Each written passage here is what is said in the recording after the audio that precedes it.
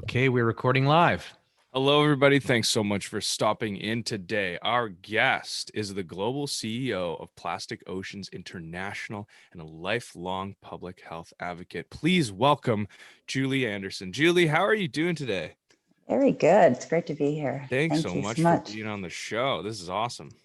Yeah, it is awesome. We really appreciate you, Julia. And we were introduced by a friend from Whistler, and so we've been chatting. And actually, we were just talking with Julia a few minutes ago. Why Devin and I do this podcast? The reason that we decided to do a podcast was to share really cool stuff that amazing people are doing around our planet to help protect our planet, and that's the reason. So we're really fortunate to have met quite a few people like this. And then so Julie's one of them that's popped up here that we're just really excited to have a chat with here today. So Julie, like I'm sure with Plastic Oceans and whatnot, you could you're a very smart person. You're extremely highly educated, and why Plastic Oceans? What draws you to helping protect our oceans? What made you in your life? What made you? The thing that got me involved in plastic pollution advocacy really was I was living in Hong Kong. Yeah. And in 2012, and there was a typhoon, and during the typhoon, there was an oil cargo ship.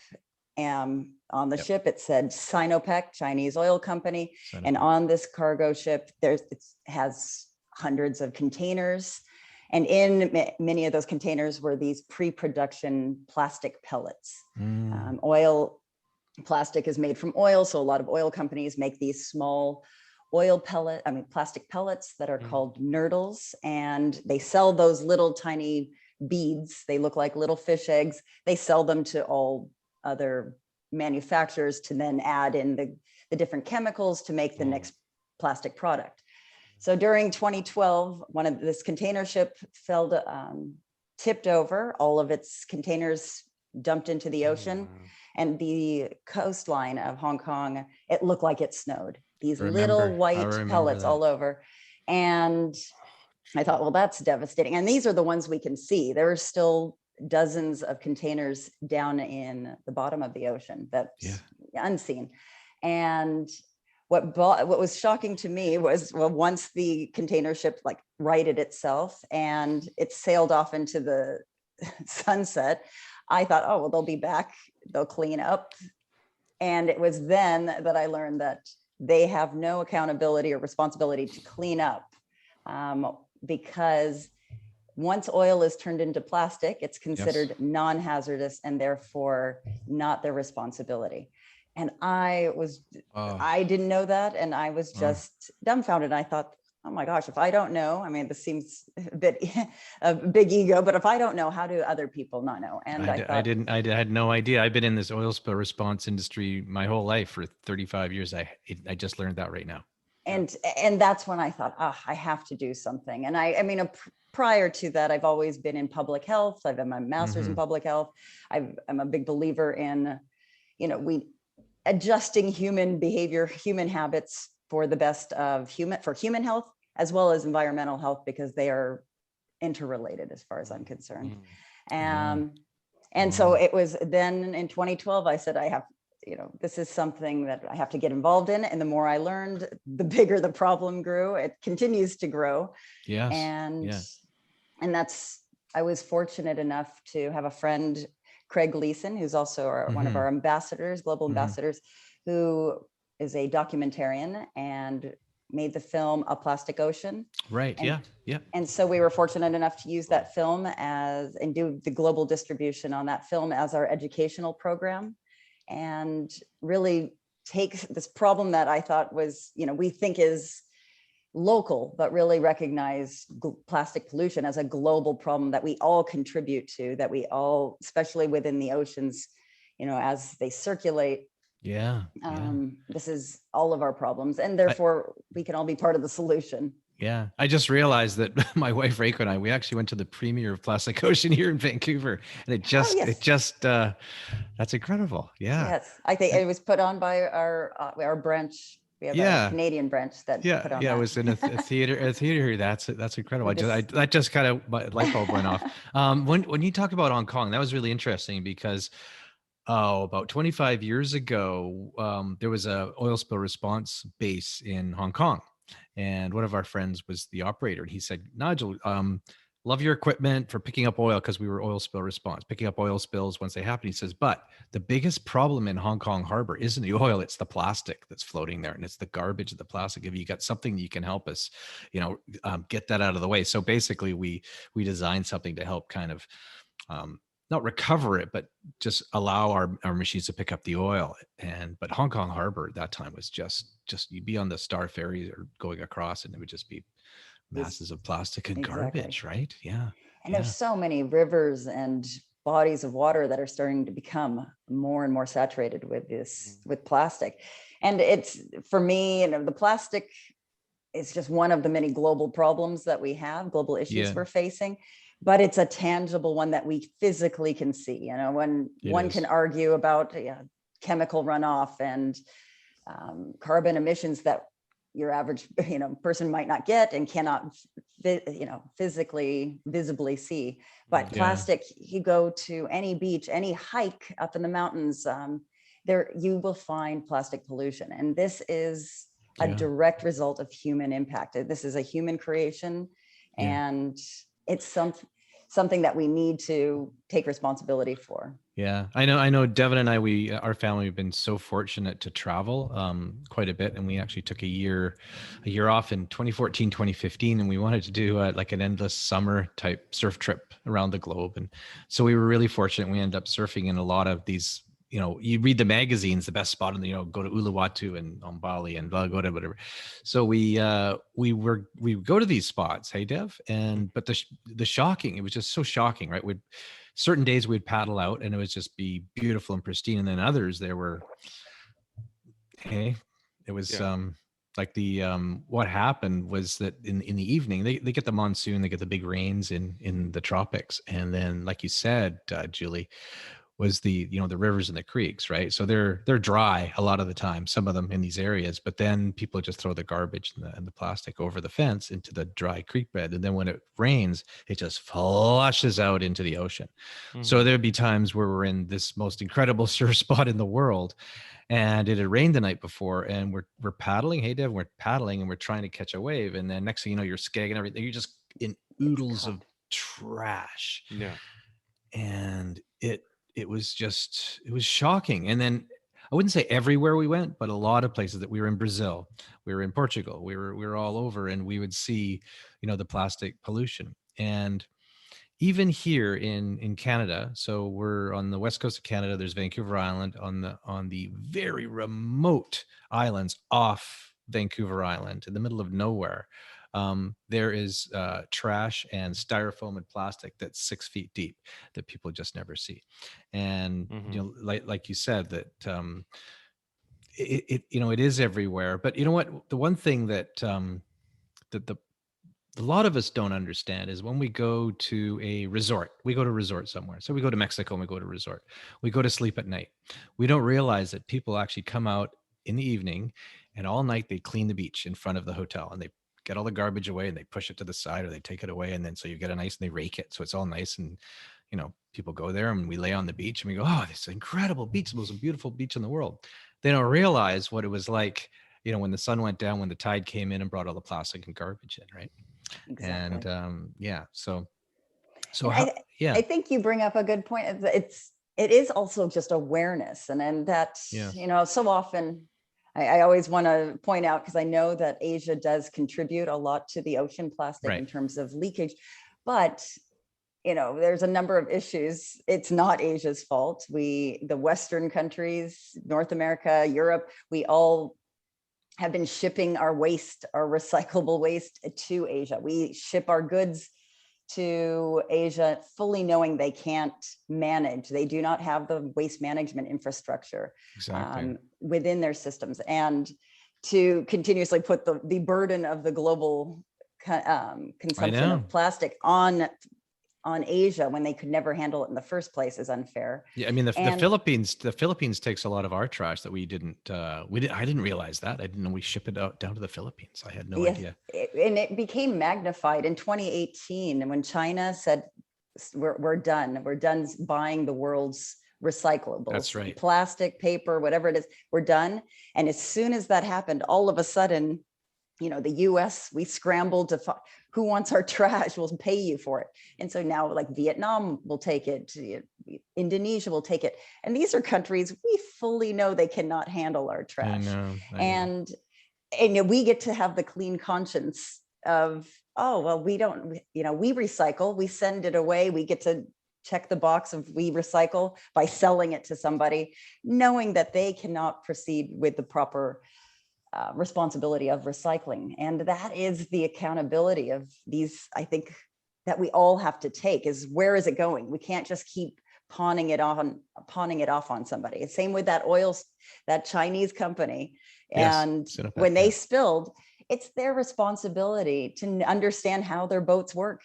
If they're riding in typhoon, if it's going to topple, they need to figure out ways and innovate ways to ensure that it's not going to spill or topple, spill over. And I think, you being in the oil cleanup industry, I mean, it's incredible what's the innovation since the last oil spill, Exxon Valdez. Exxon Valdez in 1989. And 1990, they put in laws that said oil companies have to be responsible for it. And ever since then, it has gone down tremendously, the amount of oil spills. And that is what we're looking for. We're looking for accountability and responsibility within your industry, because I can't go from industry and give everybody the perfect solution on this. That's it's true. And I like what you say. It's about awareness, and it really is about awareness, because I remember in 2009, I was at a conclave in Boston at MIT with a bunch of entrepreneurs. And this keeps coming up in my mind, that our desk it's a 5-day event. Our desk was filled with plastic water bottles, right? Because you're there and you're drinking, and my desk was covered in these things. All 75 of us were covered in these little mini ones, big ones, whatever, plastic water bottles, disposable. And then the speaker, her name was Lynn Twist, and she has a group called the Pachamama Alliance. And she stood at the front of the room. She was a speaker, and she looked around, and she had a reusable metal cup or something. And she looked around, and she goes, "Oh my gosh, you guys, look around. Look at all that's going to end up in the trash." And we're like, "What?" We just, the thing is, back, we had no idea. We were ignorant to it. So we just didn't know. We just didn't know any better at that time, right? And that really rung a bell with me. And since that day, I've always had this thing's totally beat up. And I've had it for years and years and years. And it's what I use when I can. But it's just an awareness thing, just like you said. Absolutely. And I think I'm going to use that oil spill again for the Sinopec spill. And that's, for the laws to say, once oil's toxic, but once it's converted into plastic, it's non-hazardous. Right. Now, that bigger message that it teaches, that we've all sort of been taught and brought up in, is, it's non-hazardous. It must be okay. There's this, it's a simple thought, but it's this idea, well, if it's okay for me, and it's okay for me to consume and eat food out of, I mean, even in my mind, I wear contact lenses. Yeah, I do too. Yeah. And I think, geez, if I'm putting a piece of plastic and it sits on my eye all day, on my body, how bad can it be in the environment? It's a very basic thought, but I mean, it seems intuitive that it wouldn't be so bad. And then it creates this idea of like, I'm going to throw it away. Chewing gum. How many times have you're further out, you think you can get away with just chucking it into a bush because it seems biodegradable because I'm eating it. But it has synthetic polymers just as that are considered plastic inside of that chewing gum. I remember that there was a video several years ago, and there was that girl. Her name was something Butterfly. I just remember it was Butterfly, and she said, when you throw something away, where is away? And I was like, oh my gosh, where is away? There is no, it's exactly right. Yeah. It's always, and that's the for me, that's the philosophical shift that we need. That's the movement. The Rethinking Plastic movement is, where is this coming from? Where is it going? Everything has, it's coming from somewhere, it's going somewhere. It has an impact. It had an impact. It's going to have an impact, regardless of the best of intentions, the perfect idea. There's something else going to happen. Right. So I've got some photos and slides, which I've got from your website and whatnot. So then you can tell us a little bit about what you guys do with Plastic Ocean. I don't know. Can you guys see that? Yep. And I'll just flip it up like this. Oh, Nice. okay. Let's see how I don't want to cut off your face. You can. That's a dated photo. Oh, is that? Yeah. It was a great photo. It's like a bad dating site. I wouldn't say that. Photos dated. I keep telling the designer to update. Oh, that's a great photo. Oh, there's the cat again. I guess there's this is the world of Zoom, right? So we've got cats, we've got wild animals in the background. Yeah, actually, I was embarrassed. Dev was like, I could hear him breathing. Oh, here's so. I actually wanted to allude to this photo here. Yeah. So like I said, we've been really fortunate to be able to travel and see these things and actually kind of become aware of the issues around the planet. And as I mentioned earlier, in Indonesia and in other bits, this is what the ocean would be like when we're trying to catch a wave. I mean, that's not one of us. It's a canned photo, but that really, shocked me when you see these beautiful surf films of Laird Hamilton and all these guys and all over the world, and they're surfing, but we don't see this side of it. And it's just absolutely shocking. And so, yeah, it got us thinking, and we've been so fortunate to interview so many really cool groups like yourself that are making a change in our oceans. And you mentioned, what do we do with the plastic? Well, there's a group called Pave the Road, where another lady, she's running a company called Pave the Road, where they actually take plastic from the beaches and whatnot in Costa Rica, and they actually blend it, and they're actually using it for road material to keep the dust down, especially around schools, because the kids in Costa Rica were getting sick because of the dust, which I thought was incredible. And there's Kind Humans who, they do these recyclable water bottles, and they do a lot of beach cleanups. There's Ocean Legacy. I don't know if you know Ocean Legacy. They actually have facilities where they take recycled plastic and they process it and they turn it into other materials that we can use. And of course, Surfrider Foundation, all these great groups that are doing incredible things, like yourself. I'm just going to flick through some of these here. Oh, and then there's our little app that we created because we got so pissed off with the ocean being full of garbage that we created a little app where people could report where beach plastic, we call it True Beach. Fantastic. Yeah. So you guys operate all these different cool like projects and education in schools, I guess, with kids. So you want to tell us a little bit about some of the projects? I just pulled this one up here. I love turtles. I love sea turtles. Diving and snorkeling with sea turtles is the coolest thing ever. Yeah, you have sea turtle projects where you help protect sea turtles. This is really part of our bigger initiative, which is called Blue Communities. And yes, it really that's right. it is recognizing that within communities, we can raise education within the schools. There's more feedback, local business involvement, local governments are able to change much more. And it's really empowering local communities who understand their ecosystems better. They understand their culture, and their social barriers. They may not have waste management. They may not have access to a water bottle. They may not have potable water. So these are the barriers, and it is really highlighting their power to change within their community, to live really sustainably, to target so many social problems that we have. Right. And one of those blue communities that we started was in the Yucatan Peninsula. Yeah. And there's a number of turtle habitats around the Yucatan Peninsula. And we know that turtles are affected by plastic pollution, not only on land when they're breeding, when they're laying eggs, and they're living in the plastic is being shown to raise the temperature of the sand, which then is causing a change in their sex. You tend to have less males if you are working in, if it's hotter conditions.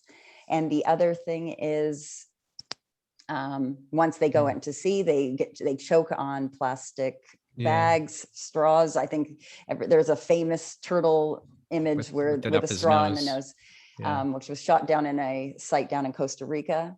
And so it was really this working with them to educate the local school children, because they interact and they can bond and they care about the turtles, and really using that as a way to educate the school children, and then really, and also to start getting the community involved, because they care about the turtles. It's also something that a lot of tourists come down to see the turtles, and if that goes and their ecosystem goes, a lot of their livelihood goes. I like what you said, local, like it's all like to start local, as opposed to trying to bite off the big, the big picture is great, but starting in local communities and working your way out, I think that's and it's both, and we are definitely more grassroots, working locally, and but not forgetting that it is important to go top down. And that's fantastic. We could very much use like a EU policy, global, or a whole US policy going into a single-use plastic ban. We could use this, but at the same time, even if you have a top-down policy that is this blanket policy, local on the local communities need to be able to implement it. So you need to have communities ready and able to accelerate this change as soon as possible. And the power of the local communities, it's really interesting, because when you get the local communities involved, you get families involved, right? You get kids, you get the parents, you get this kind of this ownership and this pride when you're doing things local. So you're doing a local beach cleanup, and you get your kids, and everybody feels like they're really taking part and really making a difference. And it just it's a very, very powerful thing. And you care about I think there's a study out of Toronto. There's a psychologist who studies that humans we only have the capacity to really care about 100 people. It's hard, as much as you will see some image in a place you've never been, and it'll pull on your heartstrings, but you slowly forget how that community is, and it's harder to connect. But within your community and your things, like when you depend on your grocery store, your local storekeepers and your neighborhood kids, you start to put a little bit more effort. I always joke about how people, when you go traveling and you stay in a hotel, you're like, oh, it's a hotel. There's this kind of, you kind of are more willing to let the water run, or you're more willing to make it a little bit dirtier, leave a bigger mess, because you just think it's not really yours. You're just kind of renting it. It's interesting. It's interesting that you said that, because there was a stat that came out the other day, because of during this COVID pandemic, that people have been tending to support the local mom and pop shops more than they ever have. Like they would rather shop, like 70% of people would rather shop at your corner grocery store than go to the big box stores. Just that feeling of like, oh my gosh, it's my community. I got to shop local. I got to help the local people. And there's a lot of power in that. And this whole pandemic really, I think it kind of reframed a lot of things for us to, to think a little bit more like that.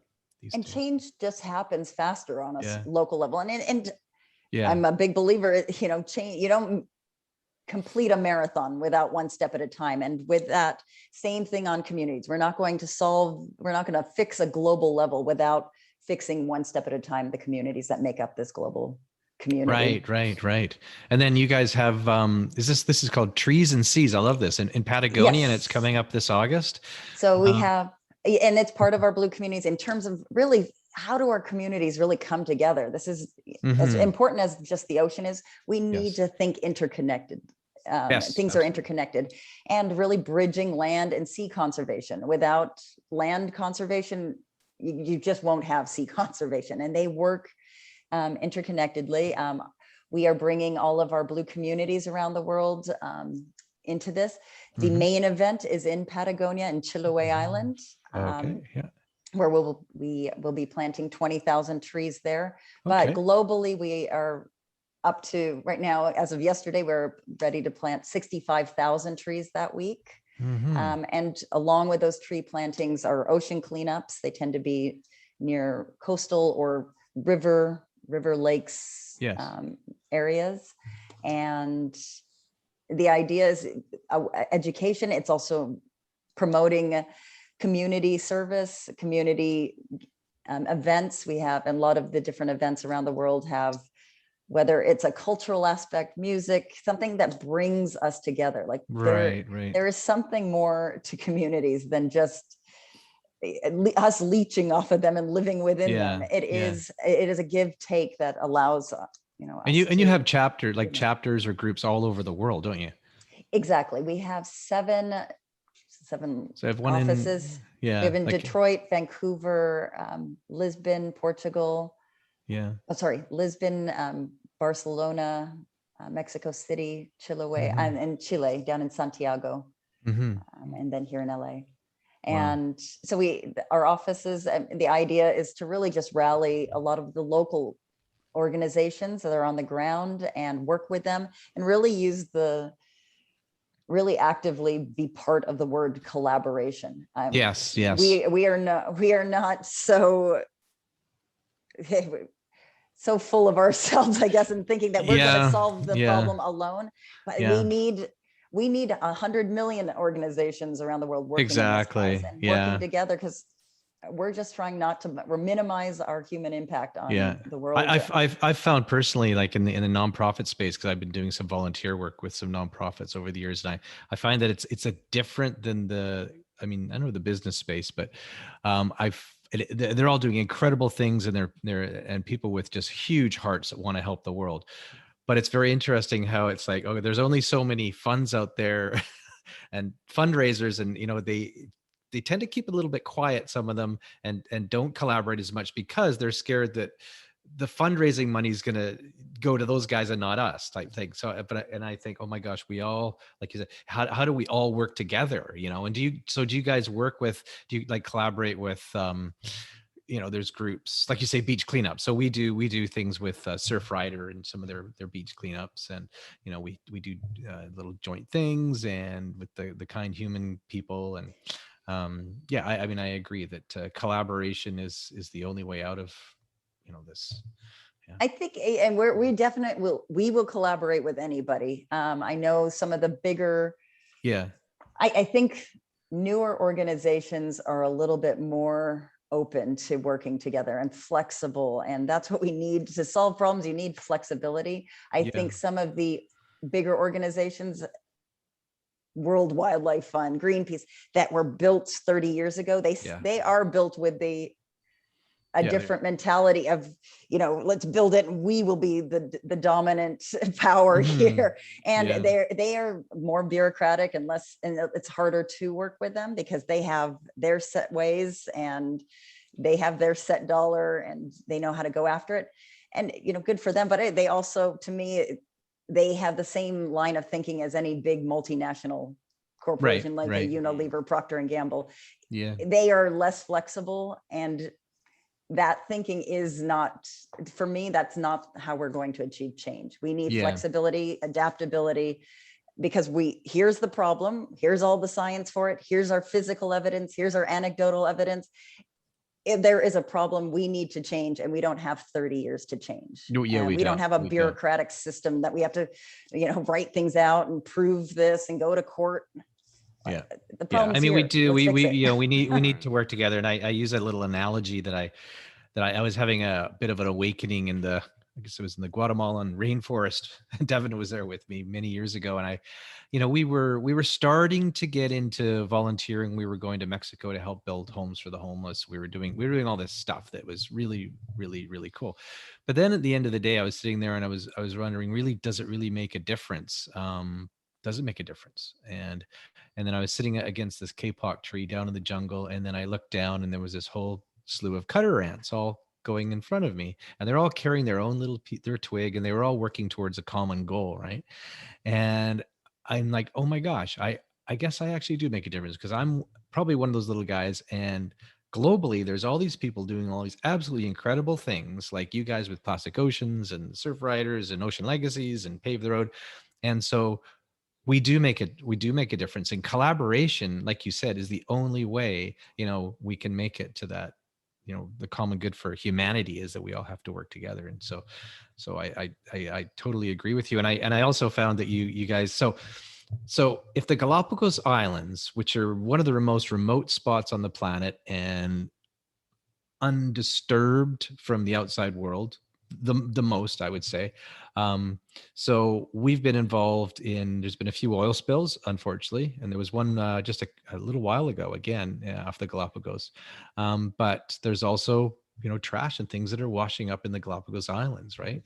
And so you guys have been doing a little bit of work with your blue communities in the Galapagos too. Okay? Exactly. And then that Yeah. is, again, it's raising awareness Yeah. within the communities to show that they can clean up, that they can implement different laws that protect their boundaries. Mhm. They can, as tourists, come in with their waste. I mean, this was similar to our work down in Easter Island as well. These Yeah. island communities where, as their tourism ramps up, lots of importing of goods, lots of importing of water bottles and soda Mhm. bottles, all these plastic bottles.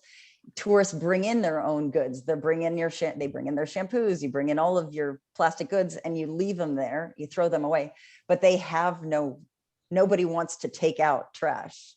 So the fight to even get airlines to take back trash to the mainland to be processed, or the Chilean Navy to take back things. Same with the Galapagos. Where are they going to put it? And there's this like, well, it's your fault. Well, then you put in, then it has to be their, taxes Yeah. on the travelers that are coming in there, so they can finance it back, or Yeah, there has to be a way. there just has to be a way. And it really is empowering them and getting them to think differently within their circumstances. Yeah. It's like Mount Everest. Mount Everest is littered in trash from all the expeditions. Is pack it in, pack it out. But there's expeditions that go up there specifically to clean the garbage off the peak of the world. And yeah, it's great. I just had to throw this in. So that's the Galapagos was we were fortunate enough to be there a few years ago, and I think that was a shot of Devon swimming through this incredible wall of fish. Yeah, fish ball. It was a fish ball. Yeah. And, it was. Wow. And I gotta have the blue footed boobies on there, because the movies are absolutely incredible. Okay, I will go back to here, and then we can see each other. There we go. So how can people help? How can people help with your organization? What can we do? What can Devin and I do? What can our friends do to help bring awareness and help out? Well, I think individually is always to start off trying to reduce your own single-use plastic use, water bottles and stuff individually. And then it's also sharing with your friends, family, the impact of plastic. We have on plasticoceans.org/films. We have a film library with free films to watch, everything from a 2-minute film to a full feature film length. Yeah. And the idea there is, watch a 2-minute, if you only have 2 minutes to watch with a friend, and it's just to get the conversation started, share stories of connection with the environment, because I am a believer that if you don't care, nothing's going to change. So it's really instilling the care for the environment, instilling the care for yourselves, the next generation, finding a story that gets people to care enough to make change. Otherwise, that your film, the Plastic Ocean, was absolutely, it was shocking. It was a real eye opener, and it really, got a lot of things going in my head when I saw it a few years ago now. But it was absolutely, that's a highly recommended. On Netflix. Yeah, it's on Netflix now. Oh, yeah, super. It's been on Netflix, and so A Plastic Ocean. Sit down and watch that for an hour and a half. But we have a whole range. We have films for 5 to 10-year-olds on there. That's half animated, half live. And really, it's just to get people to start talking and coming up with solutions for their community. And then those that want to get involved more, reaching out to us at info@plasticoceans.org to get involved in blue communities. Maybe you have a community that you want to get involved, and we can start working with your local community. Yeah. I think it's fantastic because it's that old thing. I think that most people are wired that they want to do something and want to help somehow, but it's like, how do I do? What do I do? What do I start? Where, like, it's daunting. It's like, what do I go start this whole organization that cleans up? No, you don't have to. It's like, go volunteer in a beach cleanup. Exactly. And then that's what we have, a bunch of right? trees and seas events, and trees. Yeah. To go and plant it some could trees. be one day. Yeah. Help us plant trees, help us pick up trash, help us just talk to people and say why you care. And you'd be surprised how many people, how that is very much part of the movement, is just saying, I showed up. Exactly. And I think, again, that, giving a check is amazing, because all these organizations, they don't just run on goodwill. They need funding.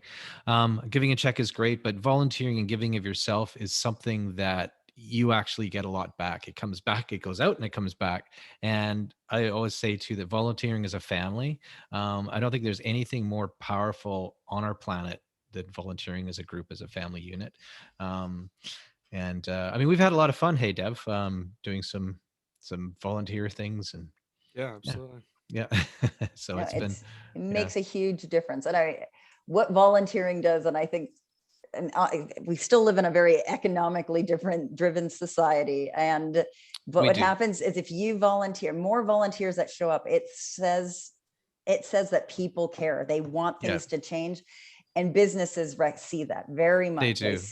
They see Gen Y and Gen Z coming, and they want something different, and they're changing. They're already starting to change for the next generation. And that's where we ultimately need the dollars, is getting corporate dollars coming in this way. And that's where, individuals, by volunteering, showing up, tweeting, Instagramming, liking, these do make a difference to get corporations involved, get them to start sharing and taking responsibility financially, and driving the market differently. And that's where it's bigger than most people think. It's volunteering is not just cleaning up, feeling good, but it does make a corporate difference, and it shifts it shifts us for society. Yeah. And I think that, people like, say, Devin's age, and younger or older, really want to work for, if they want to work for a company, that has a, good corporate social responsibility code, and is actually, making a difference, right? As opposed to, I don't know, making plastic beads. Exactly. Like you said. Yeah. Any questions there, Dev? No, I'm just, that's so good. Thank you so much. Just listening here, and I love it. No one wants to hear me talk. Everyone wants to hear you talk. So this is good. Yeah. I don't think they want to hear talk. They want to hear Julie talk. No, I meant you talk. No, no, I'm just kidding. No, Julie, absolutely amazing. Thank you for so much for what you're doing, and thank you so much for being on the show today. No, thank you. This is such, what you're bringing people together and just making it seem like, there are a lot of just good people doing good things. There are more good people than bad. I always tell my son, it does feel like media makes it feel like there's more bad than good, but there's it's definitely the other way. more good. Yeah, I agree. And what's really cool is when you kind of, stick your baby toe into the kind of a little bit of volunteer, nonprofit, whatever it is, you get a bit of a buzz out of it. And then you just kind of get this, I don't say it's an addiction, but it's just like, you're in a world with people that really want to make a difference, and it makes you jump out of bed with, more energy, and it just makes you really want to, live with a purpose, and to, you can volunteer or do anything for one group and then flip to another one the next year, or whatever it is. But it's just that, it just really brings a lot of spark to all of our lives, being able to help. And so what you're doing, and that's why my first question is, what made you, because you've done a lot of really cool stuff in your life to make that shift to, now focus on, helping our oceans and the plastic, so you're doing, you made an incredible shift there. Yeah, I think everybody has a deeper purpose, and that's what everybody feels good, Yeah. Oh, did we just lose your audio? Oh, Oh no, you're back. I'm back. Yeah, you're back. You're back. Finding that happiness. And that is why I think a lot of people go into this, why it's, showing up and an hour of volunteering, it just feels good. I joke all the time, at the end of somebody's life, people think about their volunteering experiences, their travel, meeting people, connecting with people. Nobody says, oh, I wish I could go back and be a banker. I wish I could go back and be like a stockbroker. No, I've never. Yeah. If there is that person out there, I haven't met them. Yeah. So, I mean, we all are looking to connect and feel good and enjoy this world. You're so true. And we just interviewed last week another incredible woman, and her name's Kat Hoke. And so she was a big time financer in New York and hedge fund manager, whatever it was, some big time. And then she just went on a tour of a prison in California. And then she realized that, oh my God. And so she totally shifted everything. And now she works with incarcerated men to help rehabilitate them. So if they ever do come out, they can maybe start a little business or whatnot. So she had that same, it's incredible. I hear these stories all the time, and it's just really, really inspiring. So thank you so much for what you're doing. Yeah. And thank you both for bringing everybody together. This is fantastic. I really appreciate it. Oh, thanks. I guess we'll wrap it up on that, unless you have something else to say, Julie. Check out plasticoceans.org, get involved with your local organization, get your local organization involved with us. There's just endless ways to get involved. Yeah. And then share, subscribe to this podcast and share it with everybody, and let us know if there's other incredible people that are making a change in our world that you'd like us to interview, and we'd love to interview them and get their story out there. Yeah. Thanks so much. Thank you, Devin. Thank you, Nigel. Thank you so much. Yeah. And if you guys would like to know more, we'll put all the links in the description to everything else. Other than that, thank you so much for being on the show. That was a really good one. And we will talk to you later. Perfect. All right. Thanks so much. Thanks, Julie. All right. Cheers.